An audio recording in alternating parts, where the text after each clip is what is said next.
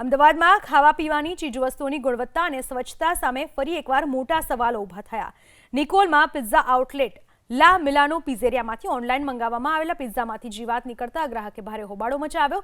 ધ્રુવિલ સોજિત્રા નામના યુવકે એપ્લિકેશન મારફતે ગાર્લિક બ્રેડ, પિઝા અને કોલ્ડ ડ્રિંક્સનો ઓનલાઈન ઓર્ડર આપ્યો હતો. ઓર્ડર ડિલિવર થયા બાદ જ્યારે ધ્રુવિલે ભોજન શરૂ કર્યું અને પિઝાનો અડધો ટુકડો ખાધો ત્યારે અચાનક તેની નજર પિઝા પર પડી.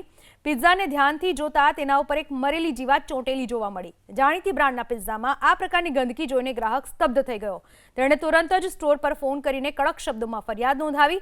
જ્યારે ગ્રાહકે જીવાત અંગે સ્ટોરના કર્મચારીને જાણ કરી ત્યારે જવાબદાર કર્મચારીએ ગંભીર બેદરકારી છુપાવવા માટે અત્યંત બેજવાબદાર વલણ અપનાવ્યું. ત્યારબાદ ધ્રુવિલ સોજિત્રાને ફરિયાદ કરતા મહાનગરપાલિકાને આઉટલેટને 10,000નો દંડ ફટકાર્યો હતો. લા મિલાનો પિઝેરિયામાંથી ઓનલાઈન મંગાવવામાં આવેલા પિઝામાંથી જીવાત નીકળતા ગ્રાહકે ભારે હોબાળો મચાવ્યો.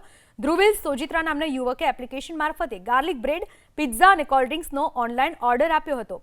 ઓર્ડર ડિલિવર થયા બાદ જ્યારે ધ્રુવિલે ભોજન શરૂ કર્યું અને પિઝાનો અડધો ટુકડો ખાધો ત્યારે અચાનક તેની નજર પિઝા પર પડી.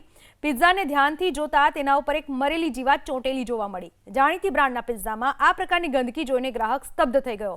તેણે તુરંત જ સ્ટોર પર ફોન કરીને કડક શબ્દોમાં ફરિયાદ નોંધાવી.